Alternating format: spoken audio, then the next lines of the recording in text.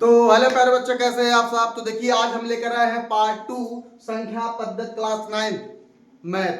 अब देखो इसमें हम लोग क्या करने वाले हैं, इसमें हम लोग यानी कि प्रश्नावली 1.1 के सारे प्रश्न हम लोग कवर करेंगे।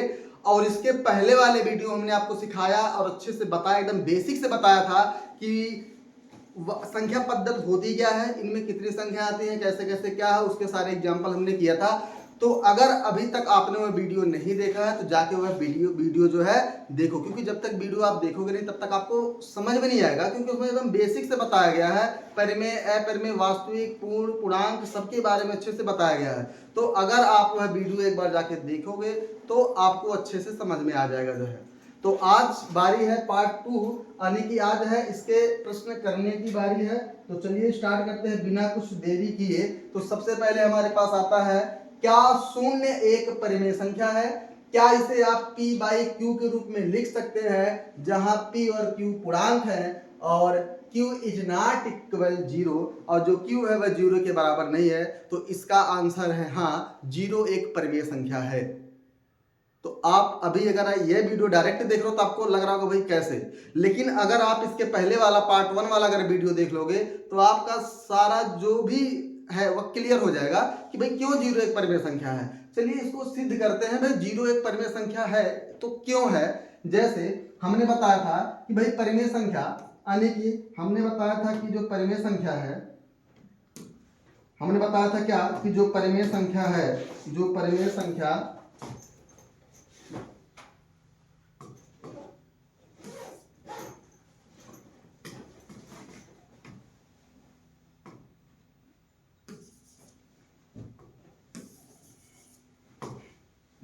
हमने क्या बताया था कि जो परिमेय संख्या है, परिमेय संख्या क्या होना चाहिए था भाई, P बटे Q के रूप में। पहला खासियत ये होना चाहिए कि P बटे Q के रूप में हो।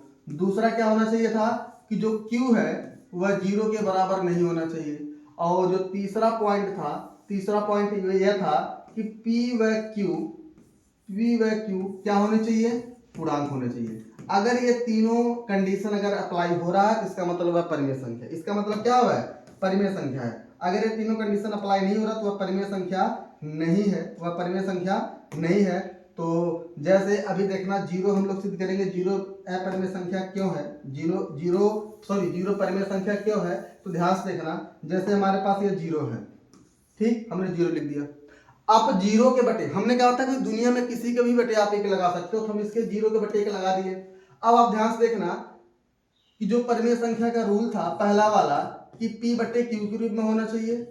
दूसरा क्या था कि जो Q है वह 0 नहीं होना चाहिए। और जो तीसरा था कि P व Q क्या होने चाहिए, पूर्णांक होने चाहिए। P और Q क्या होने चाहिए, पूर्णांक होने चाहिए। तो ध्यान से देखो, यानी कि हमने 0 को बटे 1 के रूप में लिख दिया, मतलब P बटे Q के रूप में हो गया, पहला कंडीशन अप्लाई हो गया। दूसरा जो Q है वह 0 के बराबर नहीं होना चाहिए।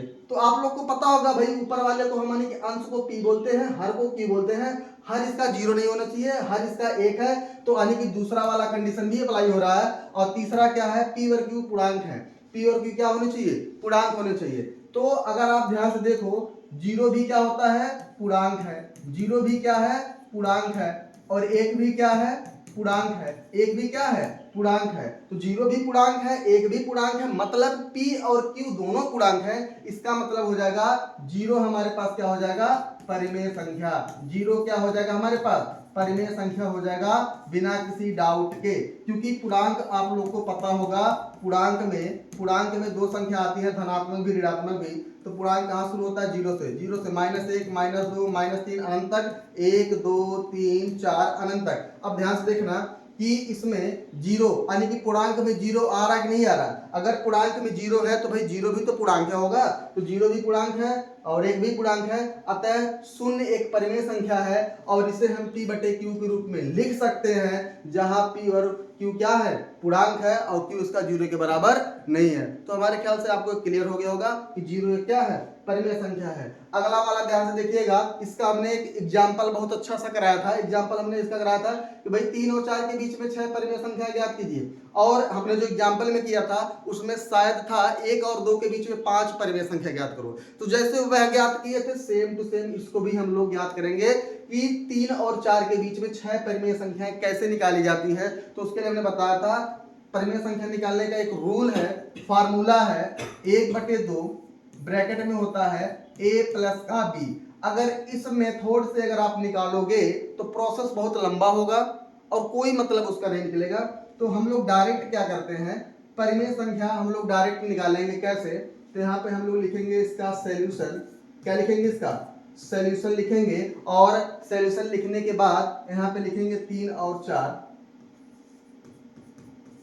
3 और 4 के बीच 3 और 4 के बीच 6 परिमेय संख्या 6 परिमेय संख्या बराबर होगा।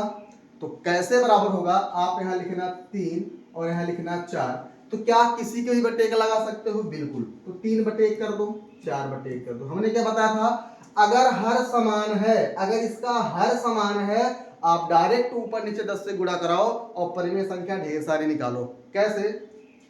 तो 3/, हम लोग क्या कर देंगे भाई, हम लोग 3/, कर देंगे यहाँ पे 3/1 करके गुणे 10 इस तरह करेंगे, और यहाँ भी 10 से गुणा करेंगे। तो ध्यान से देखना यहाँ कितना हो जाएगा, 3 दहियम 30 और 10 एकम 10 और 4 दहियम 40/10। अब क्या निकल गया कि 30/10 और 40/10 के बीच में हमें क्या निकालना है? 6 परिमेय संख्या। अब 30/10 और 40/10 के बीच में 6 परिमेय संख्या निकालना है। तो कैसे निकालोगे? अब बताओ, 30/10 यही रहेगा। अब बताओ 30/10 के बाद क्या आएगा? 31/10। उसके बाद क्या आएगा? 32/10, फिर 33/10, फिर 34/10, फिर 35/10, फिर 36/10, फिर 37/10, फिर 38/10, फिर कितना आएगा? 39/10, फिर आ जाएगा 40/10 जो कि दिया है। अब देखो ध्यान से भाई, इसके बीच में कितनी परिमेय संख्या निकली। यहाँ देखो ध्यान से, यहां से लेकर यहां तक, यहां से लेकर यहां तक कितनी परिमेय संख्या हो रही है भाई? 1 2 3 4 5 6 7 8 9, सॉरी 8। अब इसमें हमें कितना बताना है? केवल 6 परिमेय संख्या है। तो 6 परिमेय संख्या आप यहां से लिख दो। नंबर पहला कितना हो जाएगा भाई? 31/10, कामा दूसरा कितना हो जाएगा? 32/10, तीसरा कितना हो जाएगा भाई? 33/10, और चौथा कितना हो जाएगा? 34/10। अगला कितना हो जाएगा? 35/10। अगला कितना हो जाएगा? 36/10। 1 2 3 4 5 6 परिमेय संख्याएं हो गई। आप ज्यादा से ज्यादा क्या करोगे? इनको सरलतम रूप में अगर हो पाए तो कर दो। जैसे 31/10 तो भाई नहीं हो पाएगा और सरल, लेकिन 32/10 को हम सरल कर सकते हैं। क्या बार में? 16 दूना 32 और 2 5 10, यानी कि इसको हम लिख सकते हैं 16/5। और 33/10 को हम छोटा नहीं कर सकते, ऐसे ही रहेगा। 34/10 को थोड़ा सा कर सकते हैं, क्योंकि 2 से काटेंगे 17 बार में, 10 को काटेंगे 5 बार में, तो हो जाएगा 17/5। और 35/10 भी हो सकता है छोटा, 5 से 5 7 35, 5 दूना 10, यानी कि हो जाएगा 7/2। और 36/10 को भी काट सकते हैं, 18 दूना 36 और 2 5 10, यानी कि 18/5। यह हमारे पास हो जाएंगी इतनी 6 परिमेय संख्याएं किसके किसके बीच में? 3 और 4 के बीच में। तो चलिए अगला वाला करते हैं जल्दी से। अगला वाला तो जल्दी करो, देखो ध्यान से, 3/5 और 4/5। अब की बात तो बटे में दे रखा है और इसका हर भी समान है, और इसके बीच में केवल 5 परिमेय संख्याएं निकालना है। कितने परिमेय संख्या निकालना है? 5 परिमेय संख्याएं। तो हल यहां लिखते हैं और संख्या को लिखते हैं 3/5 और 4/5 के बीच 5 परिमेय संख्या 5 परिमेय संख्या कैसे निकलेगा? ध्यान से देखना। आप यहां लिखना 3/5 गुणे क्या कर देना है? हर समान है, डायरेक्ट 10 से गुणा कराओ ऊपर नीचे। 4/5 डायरेक्ट 10 से गुणा कराओ, कितना बनेगा? 3 दहियन कितना हो जाएगा 30, बटे में कितना हो जाएगा 50, और 4 दहियन 40, 4 दहियन कितना हो जाएगा 40, बटे में कितना हो जाएगा 50। अब ध्यान से देखना 30 बटे 10, 30 बटे 10, 30 बटे 10, 40 बटे 30 बटे 50, 40 बटे 50 के बीच में कितने परिमेय संख्या चाहिए 5। तो आप खुद बताओ ना भाई 30 बटे 50 के बाद क्या आएगा 30 बटे 50 के बाद कितना आएगा 31 बटे 50, उसके बाद आएगा 32 बटे 50, उसके बाद आएगा 33 बटे 50, उसके बाद आएगा 34 बटे 50, उसके बाद आएगा 35 बटे 50, और फिर हमें कितना बताना भाई 1 2 3 4 5 हो गया, हम यही लिख देते उसके बाद क्या 40 बटे 50 डायरेक्ट यहाँ लिख देते क्योंकि हमें बस 5 चाहिए। तो आप आराम से यह 5 परिमेय संख्या है लिख दो, क्या हो जाएगा भाई 31 बटे 50, फिर 32 बटे 50, फिर कितना हो जाएगा भाई 33 बटे 50, फिर आ जाएगा हमारे पास 34 बटे 50, फिर आ जाएगा हमारे पास 35 बटे 50। तो हमने बताया फिर इसको ज्यादा ज्यादा आप क्या करोगे इसको छोटे रूप में लिख सकते हो भाई सरलतम रूप में 51 बटे 50 सॉरी 31 बटे 50 ही है।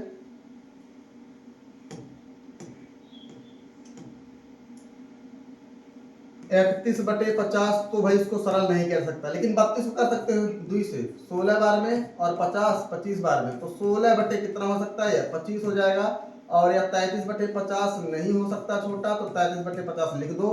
34 कर सकते हो 17 दूना 34 और 25 दूना 50, तो 17 बटे 25 कामा 35 बटे 50 कर दो, 5 7 35 और 5 नहीं 50, तो 7 बटे 10। तो इस तरह से हमारे पास हो जाएगी 3 बटे 4 और सॉरी 3 बटे 5 और 4 बटे 5 के बीच में 5 परिमेय संख्याएं इस तरह से आप निकाल सकते हो। इन्हीं के बीच में नहीं, दुनिया में जितनी परिमेय संख्या है सबके बीच में आप इस तरह से लगा करके हर बराबर है तो सीधा डायरेक्ट 10 से गुणा कराओ काम हो जाएगा। लेकिन सवाल एक और बनता है, क्वेश्चन एक और बनता है। क्या क्वेश्चन बनता है कि सर जी अगर हर बराबर नहीं हो तो क्या होगा, तब क्या करेंगे, तो हर बराबर करो। जैसे मान लो दिया है 2 बटे 3 और दिया है 3 बटे 2 या 3 बटे 5 कर दें तो ज्यादा बेटर रहेगा, 3 बटे क्या कर दें 5। अब कहोगे अब क्वेश्चन में करा गया कि 2 बटे 3 और 3 बटे 5 के बीच में 5 परिमेय संख्या निकालो। कितना परिमेय संख्या 5 परिमेय संख्या। तब कैसे निकालोगे, तब अगर इस वाले मेथड से अगर इस वाले तरीके से अगर आपको परिमेय संख्या निकालना है तो उसके लिए रूल है हर बराबर होना चाहिए, तभी यह रूल लगता है। अदरवाइज आप फार्मूले का सहारा लोगे तो फार्मूला क्या है, फार्मूला क्या है परिमेय संख्या निकालने का 1/2 ब्रैकेट में a प्लस बी। 1/2 फार्मूले में है, एक को a मानना पड़ेगा एक को b मानना पड़ेगा, उसके हिसाब से एक एक परिमेय संख्या निकालोगे तो ढेर सारा समय लगेगा और ढेर सारा आपका रफ लगेगा। लेकिन अगर आप हर बराबर करोगे, हर बराबर करने के बाद सीधे डायरेक्ट 10 से गुणा कर दोगे काम हो जाएगा। हर बराबर करना बड़ा आसान है, अपने कक्षा 4 या 5 में सिखाया जाएगा कि हर कैसे बराबर होता है, भिन्नों का हर कैसे बराबर होता है। ध्यान से देखना, इसके वाले हर से इसमें ऊपर नीचे गुणा कर दो, इसके वाले हर से ऊपर नीचे गुणा कर दो, बात हो जाएगी। जैसे 2/3 है, 2/3 में ऊपर नीचे गुणा किससे होगा 5 से, ठीक है। अब 3/5 में ऊपर नीचे गुणा किससे होगा 3 से, तो 5 दूना 10 और 5 तियां 15, 3 त्रिका 9 और 5 तियां 15। देखो ध्यान से 10/15 9/15 दोनों का हर बराबर हुआ कि नहीं हुआ, हो गया। तो आराम से ऊपर नीचे 10 से गुणा करके इस तरह से परिमेय संख्या निकाल लेना।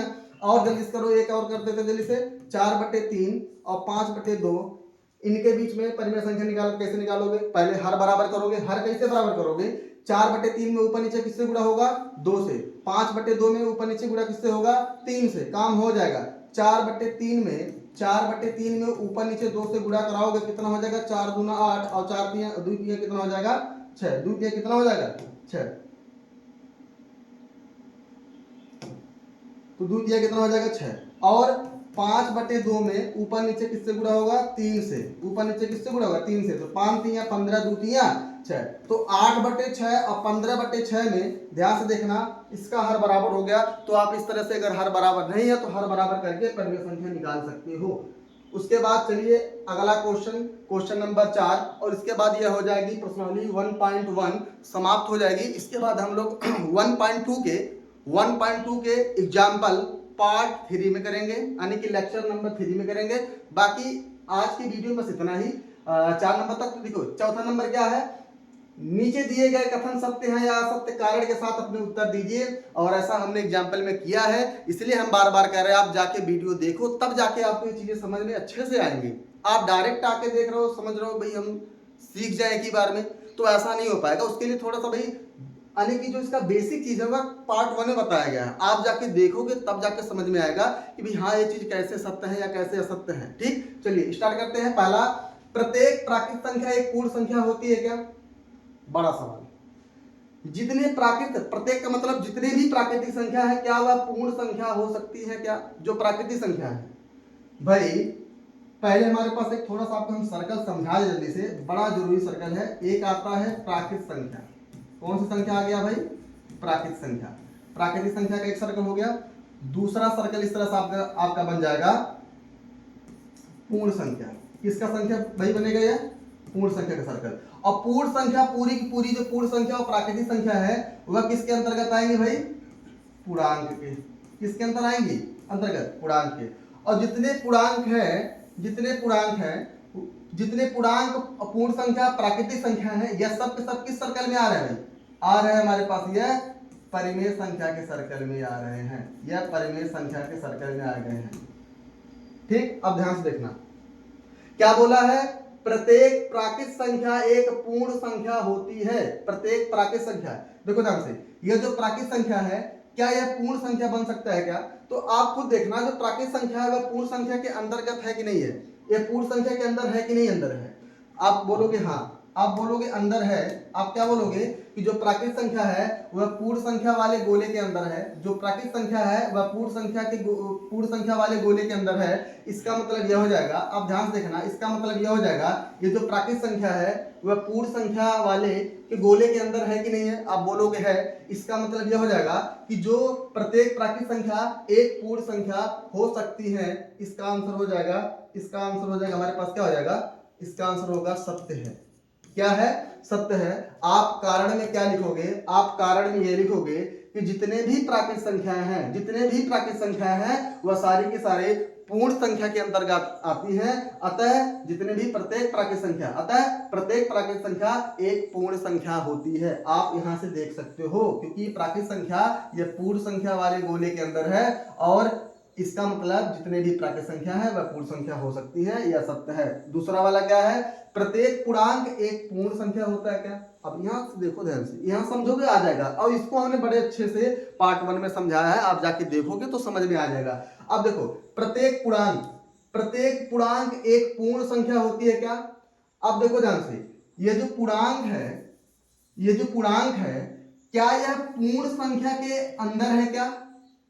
ध्यान से देखना, ये जो पूर्णांक है क्या वह पूर्ण संख्या के अंदर है क्या? आप कहोगे पूर्ण संख्या के अंदर तो नहीं है, तो इसका मतलब यह हो जाएगा कि जो प्रत्येक पूर्णांक है वह पूर्ण संख्या नहीं हो सकती। जो प्रत्येक पूर्णांक है वह पूर्ण संख्या नहीं हो सकती। आप वैसे ही अगर परिमेय और अपरिमेय पूर्णांक और पूर्ण संख्या का सीखे हो तो आपको पता होगा कि जो पूर्णांक होता है हमारे पास माइनस वाला भी होता है, -2, -3 इस तरह होता है भाई। माइनस में भी तो पूर्णांक होते हैं। और पूर्ण संख्या में आपने कभी माइनस देखा है?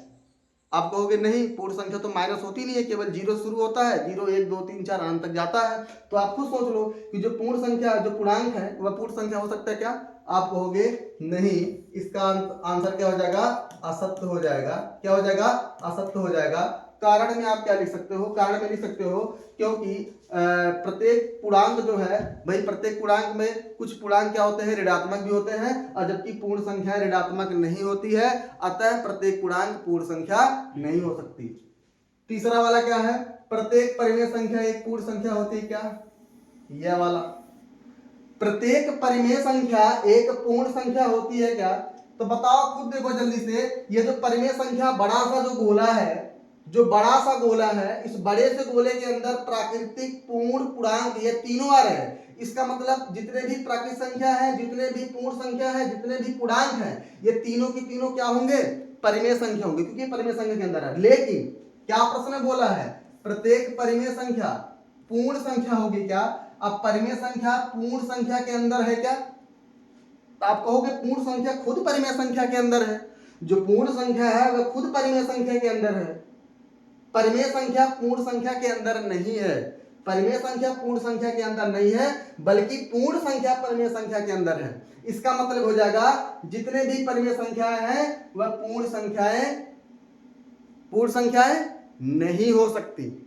जितने भी परिमेय संख्याएं हैं वह पूर्ण संख्याएं नहीं हो सकती। इसका आंसर हो जाएगा क्या है? ये असत्य हो जाएगा। रीजन में आप क्या लिखोगे? क्योंकि प्रत्येक परिमेय संख्या जो होती है वह भाई बटे के रूप में भी हो सकती है। जैसे 4/3 परिमेय संख्या है, -3 परिमेय संख्या है, -7 क्या है? परिमेय संख्या है। आप खुद देखो अपूर्ण संख्या क्या होता है, ध्यान से देखना कि जो पूर्ण संख्या है वह किसको बोलोगे आप? 0 1 2 3 4 5 डॉट डॉट कहां तक जाएगा? अनंत तक। यह है पूर्ण संख्या। अब देखो ध्यान से, अब परिमेय संख्या क्या है? 4/3। तो हम क्या कह सकते हैं क्या कि 4/3 पूर्ण संख्या है? भाई कहीं भी आपको 4/3 दिख रहा है क्या? नहीं। -3 क्या है? परिमेय संख्या। तो क्या कहीं पूर्ण संख्या में -3 आपको दिख रहा है क्या?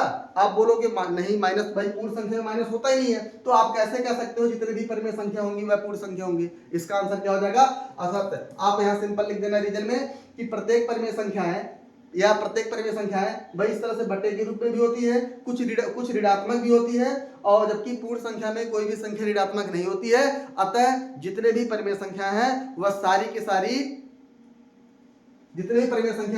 सारी पूर्ण संख्या नहीं हो सकती। बस। तो आज की वीडियो में बस इतना ही। हम लोग अगले वीडियो में स्टार्ट करेंगे प्रश्नावली 1.2 के एग्जाम्पल, फिर उसके प्रश्न। और जब सारा चैप्टर खत्म हो जाएगा, यानी कि 1 लेसन जो पूरी तरह से समाप्त हो जाएगा, फिर इसके बाद हम इसका जितने भी एमसीक्यू बनेंगे उसको हम बनाकर आपको बताएंगे। ठीक, तो आज के वीडियो में बस इतना ही। और अगर वीडियो आपको अच्छा लगा हो तो एक प्यारा सा कमेंट करिए और वीडियो को लाइक करना मत भूलिएगा। और आप किस जगह से वीडियो देख रहे हैं या कमेंट में जरूर बताइएगा। तो आज के लिए बस इतना ही, तब तक के लिए बाय।